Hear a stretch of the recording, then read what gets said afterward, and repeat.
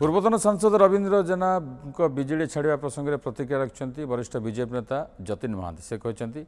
BJD हूँ बुड़ी जाऊा डंगा प्रधानमंत्री नरेंद्र मोदी और मुख्यमंत्री मोहन माझी नीति आदर्श अनुप्राणित हो जी बीजेपी को आसवे आम स्वागत करूँ।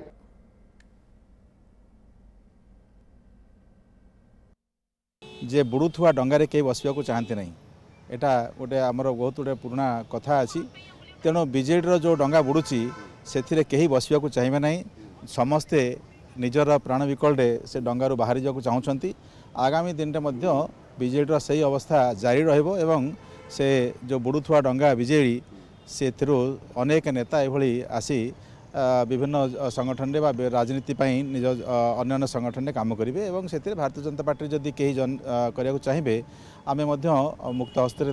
आमर नीति अनुजाई वेलकम करूँ स्वागत करूँ।